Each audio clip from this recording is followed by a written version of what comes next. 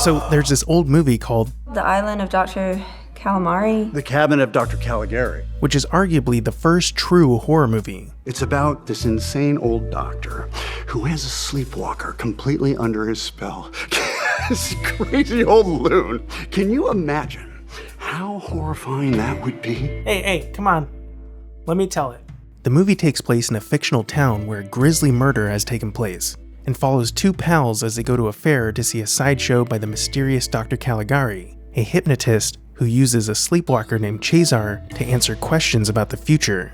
One of the friends asks Cesar how long he will live, and Cesar replies that he will die at dawn. And sure enough, the man is murdered in his bed, which sets his friend on a quest to find the killer. The Cabinet of Dr. Caligari terrified audiences in 1920, but besides being the first psychological horror movie, it kickstarted a film movement that brought Expressionism to the screen.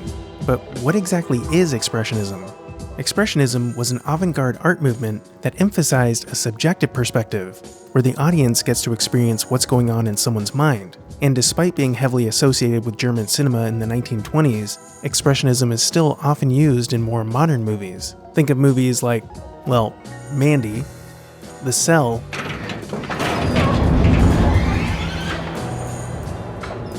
and of course, the movies of David Lynch. Caligari famously used sets in a way they had never been before, to express a state of mind, rather than trying to convince you what you're seeing is real life. The important thing here, as I understand it, is the subjective view. While movies like A Trip to the Moon or Star Wars have hyper-stylized fantasy settings, they are still trying to get you to suspend your disbelief and accept their world as reality within the confines of the story. Caligari's setting is meant to convey a feeling that there is something strange or threatening about the location it takes place in. But as far as I can tell from researching this video, Expressionism gets harder to pin down the more you think about it. Anyway, let's move on before Diogenes gets involved. Hello cinephiles and welcome to Cinema Stories, a show about what it takes to make film history. My name is Tyler and today we're talking about Nicolas Cage's favorite horror movie, The Cabinet of Dr. Caligari. A special thanks to Mubi for sponsoring this video. Get 30 days free by clicking the link in the description. Although movies have had some scary shit in them since the beginning of motion pictures, The Cabinet of Dr. Caligari was the first to create a mindscape, a subjective psychological fantasy, a world in which unspeakable horror becomes possible. Clocking in at only 77 minutes, this short-ass movie changed the course of cinema history, and even if you've never heard of it, I bet you've seen its influence in your favorite movies, whether you noticed it or not. This is the story of how the first horror movie changed everything.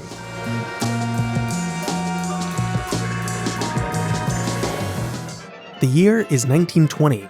In the United States, the 18th Amendment comes into effect, banning the drinking of alcoholic beverages. In New Jersey, the first Band-Aid is invented by a man whose klutz wife kept cutting and burning herself. Ah, true love. And in Germany, a movie titled The Cabinet of Dr. Caligari is about to be released to a public fresh out of the First World War. Germany at the end of World War I was a country at a fascinating crossroads in history. This era, commonly known as the Weimar Era, because its constitution was drafted in the city of Weimar, began at the end of World War I with Kaiser Wilhelm II, we'll say, stepping down as German emperor. Damn, check out that stash.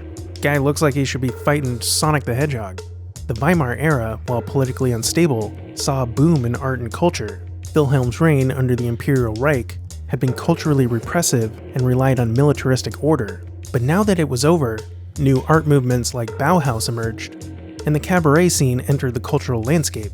Although, there was a backlash to this new age with some fearing that Germany was betraying its traditional values by adopting popular styles from abroad, especially those brought from the US by Hollywood movies. This backlash reached the blossoming art culture as well, with some artists even being fined for their work. No, not the dog. Yeah, him, George Gross. I think it's safe to say that the political movement that would soon become Nazism was eager to put an end to this artistic ecosystem that glorified indulgence, excess, and disrespect for authority. The most famous art movement associated with this era was Expressionism.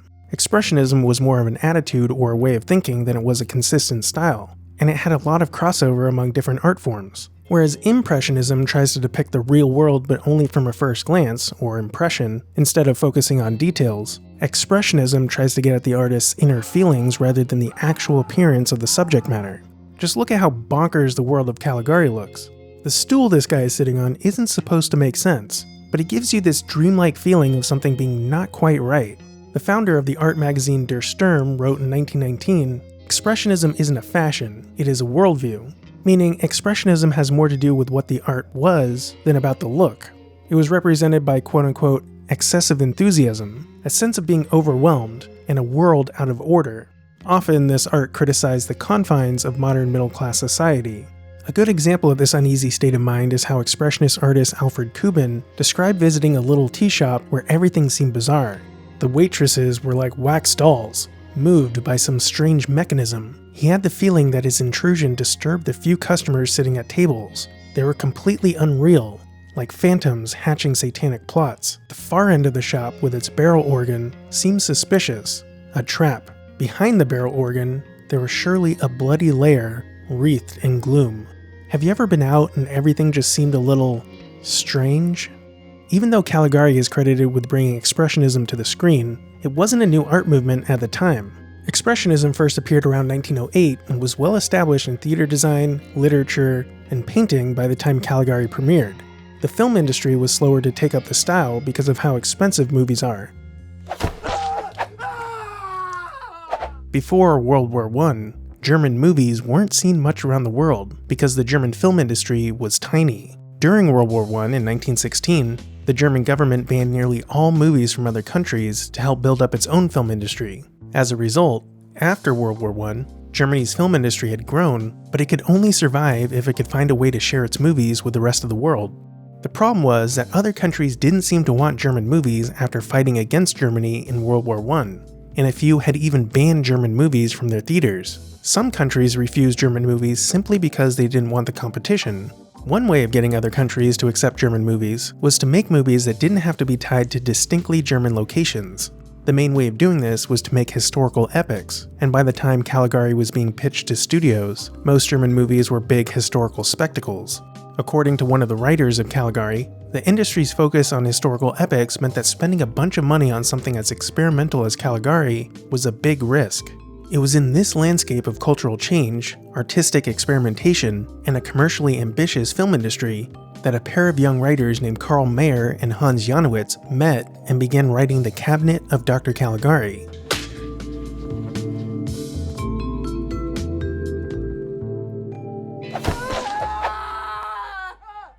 The script that Mayr and Janowitz wrote was highly unusual for its time and was inspired by some pretty dark, unsettling events. According to Siegfried Krakauer, author of the book From Caligari to Hitler, the earliest seeds of the story were planted in Janowitz's mind when he visited a fair in Hamburg in 1913. Apparently, he witnessed a young couple sneak off into some bushes to get busy. And after the young man left, a second man, who seemed to be watching from a different bush, emerged and disappeared into the bushes where the young woman seemingly still was. The next day, the local papers reported that a young woman named Gertrude had been murdered at the fair. Janowitz had the uneasy feeling that Gertrude had been the woman he saw the night of the fair, and felt compelled to go to her funeral. At the funeral, he saw the same man who had been spying on the couple that night, and sensed that the man recognized him too. He felt certain that this man was the murderer, though of course there was no actual evidence of that. This murder occurred near the Holsten Wall, which is a section of semicircular wall surrounding the inner city of Hamburg. But get this, the fictional town that Caligari takes place in is also called Holsten Wall.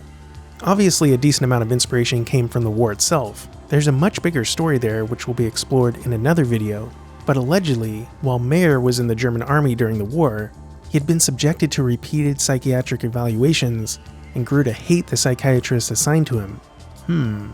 Could this be a potential Dr. Caligari? In 1919, while they were working on the Caligari script, Mayr dragged Janowitz to a sideshow attraction called Man and Machine. The show involved a man performing feats of strength while apparently hypnotized, and in his trance, he would give ominous premonitions to the audience. According to Mayr, the strongman was advertised as an electrical man, whose actions could be controlled. The mysterious strongman seemed to be the missing piece needed to set the story in motion. After seeing this sideshow, they wrote the script together over the next 6 weeks. Finally, Janowitz came across the name Caligari in a book called Unknown Letters of Stendhal. The character in the book had no particular significance, but the name clicked with the both of them. What's funny is, according to Janowitz, Dr. Caligari's physical appearance was modeled after portraits of the German philosopher Arthur Schopenhauer. Yeah, I can see it. But one of the weirdest things about the Caligari script was how detailed it was. At the time, filmmakers would usually work from a broad outline of the story and leave most of the creative process for the production. Mayer and Janowitz went so far as to write camera fades into the script. But there's another mystery here. How did they settle on the look of the movie, with its stretched, warped, and imposing sets? And who would be responsible for this influential style? But before we get into that, a quick message from our sponsor, Mubi. Mubi is a curated streaming service tailor-made for cinephiles like you. Mubi features a lineup of great films, handpicked by experts, non-algorithm, that take you on a guided journey through the best that cinema has to offer, with a new film added every single day. What's really cool is how Mubi curates the releases into retrospectives, specials, and specific subgenres. It's like having your own personal film festival that you can stream anytime, anywhere. Right now, you can check out a selection of insane cult movies, like El Topo, Plan 9 from Outer Space, The Doll Squad, and Miami Connection. All of this and much, much more are available right now on Mubi. Try Mubi free for 30 days at mubi.com/CinemaTyler. That's mubi.com/CinemaTyler for a whole month of great cinema for free. Or join CinemaTyler on Patreon at the $5 level and get extended access to Mubi as a perk. Now, there are several conflicting accounts of who exactly came up with the look of the movie. Apparently, everyone wants the credit for creating a film movement that would continue to influence cinema 100 years later. We're going to look at the two most interesting versions of events. According to a manuscript by Caligari writer Hans Janowitz from 1941, he and Mayer told head of the production company Erich Palmer early on that the movie had to be done in a distinctive style, and suggested visionary designer Alfred Kubin. Remember the guy who was tripping balls in the tea house? Apparently Kubin, like Janowitz, got his freaky personality from living in Prague, a mysterious town whose ghetto with its torturous back alleys was a survival from the Middle Ages. Kubin's Caligari would have perhaps been even more nightmarish. Wouldn't that have been cool? Palmer wasn't on board with the writers at first, saying, "They wanted to experiment, and I wanted to keep costs down.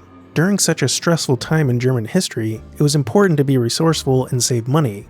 Ultimately, Palmer came around because the set designers convinced him that it would actually be cheaper. They were like, "Bro, this is going to save a ton of money. You don't even have to light everything." It was agreed that the sets would mainly consist of painted sheets of canvas, considering raw materials were hard to come by following the war. But if there was ever a time to experiment, it was now. Our next account comes from Hermann Warm, one of the 3 set designers of Caligari. In the 1960s, Warm wrote about his experiences working on the movie, and Caligari researcher David Robinson claims this account is likely the most accurate. Warm claims that during the production, Palmer was replaced as head of the production company by Rudolf Meinert, who gave him the script and told him to come back the next day with ideas for the design of the movie. Warm then consulted with painters Walter Reimann and Walter Rohrig, whom he had recently worked with on another movie. The 2 Walters would ultimately be hired along with Warm to design the sets. Warm said that the script was very unusual, and its strange atmosphere made him feel that the look of the movie had to be removed from reality, had to have a fantastic graphic style. Warm wrote, "We spent a whole day and part of the night reading through this very curious script. We realized that a subject like this needed something out of the ordinary in the way of sets. Reimann, whose paintings in those days had expressionist tendencies, suggested doing the sets expressionistically. We immediately set to work roughing up designs in that style. When Warm presented their ideas the next day, director Robert Veen signed off, but Meinert was unsure, saying he needed a day to think about it. Meinert must have taken a trip to Kubin's freaky tea house, because the next day he told Warm, 'Do these sets as eccentrically as you can.' Ooh, Kubin's freaky tea house. Sounds like a goth band from the 80s. Regardless of which version is true, of course the sets did end up being painted on canvas. Check it out. And the bizarre town of Holstenwall itself is simply painted on a canvas backdrop. 6 years later, Faust would have its own expressionist town, though it probably had a bigger budget because this one was a model. Thanks, Caligari. The Cabinet of Dr. Caligari premiered at the Weimar House in Berlin on February 26, 1920. The movie's clever marketing campaign included posters and handbills with the simple cryptic message, "You must become Caligari." Caligari was a critical and popular success. The movie started a trend of expressionist films. About 24 were made over 7 years, and several became classics. Fritz Lang, though he may have never actually been involved with Caligari at all, obviously had his mind blown. 2 years later, Lang would direct Dr. Mabuza the Gambler. Even ignoring the whole doctor part, the movie still follows a criminal mastermind who hypnotizes his victims into performing crimes. It's no wonder he claimed to have been attached to direct Caligari, as the movie's expressionist style seemed to inspire much of Lang's work even after he fled to the United States. Remember the bans on German movies following World War I? Well, Caligari's popularity was crucial in breaking down those bans after the war. Caligari was only the second German film to be acquired for the USA post-World War I. France was especially determined to keep German films out, but Caligari's reputation led to filmmakers pushing for it to be shown. A film theorist and critic took action by arranging a one-time screening for charity. The film was a sensation, and the ban was quietly lifted. 2 weeks later, the film was purchased for distribution in France, and became a cultural reference in French films and plays. Caligari was the first German film to play in Belgium after the war, and the movies that followed in its wake led to a glowing reputation for German cinema that helped end the ban in Britain in early 1922. The Expressionist movement on film ended with the twin blows of Murnau's Faust in 1926 and Lang's Metropolis in 1927, both of which went far over their budgets and schedules. But its legacy lives on in its impact on future generations of filmmakers, and the influence of the Cabinet of Dr. Caligari is arguably one of the most far-reaching in cinema history. It had a profound impact on some of the great auteurs, such as Alfred Hitchcock and Orson Welles. But most notably, the Expressionist movement started by Caligari was a major influence on film noir. Expressionist films like Caligari influenced both the style and subject matter of the American film noir because it offered an appropriately dark vision of the world, and because a number of German directors fled to the US from the Nazis and carried that history over into their Hollywood work. On top of that, as arguably the first horror movie, Caligari may have started the tradition of the horror movie genre, usually tapping into our anxieties about issues surrounding our society. References to Caligari can be found in music,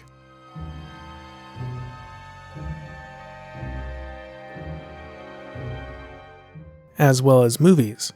You're looking awfully pale there, Dr. Caligari. And the fashion choices of millions of goths. The most famous modern-day descendant of Expressionism is Tim Burton, and it's pretty easy to spot the echoes of Caligari in Burton's work. There have also been comparisons between Caligari and the work of David Lynch. It's interesting that both Caligari and Lynch have inspired new words to describe dreamlike movies. Caligarisme, the term the French coined for expressionist movies following Caligari's popularity, could be used almost interchangeably with Lynchian. How will David Lynch define something Lynchian? I answer that my doctor has told me not to think about this. But beyond these obvious examples, the legacy of the Cabinet of Dr. Caligari can be felt any time a filmmaker strives to, as Krakauer would say, show the soul at work. What's your favorite use of expressionist sets? Let me know in the comments down below. For me, I would have to say Fear and Loathing in Las Vegas, which does a great job of convincing you through sets that you're on the same drugs as the characters, but also there's this really interesting dream sequence that kind of reminds me of the warped sets of Caligari. If you were confused about what makes a movie expressionist and want to be even more confused, check out our after show where we are going to argue about that and get into some of the weird stories that didn't make it into this video. Like how the actress this part was written for died suddenly before production began, and how the actor who played Cesar both starred in the first ever pro-gay movie and inspired the creation of the Joker. Check it out on Patreon right now for just $1, and it'll go into the $5 archive when my next video goes up. Or check out this video on how Fritz Lang trolled the Nazis.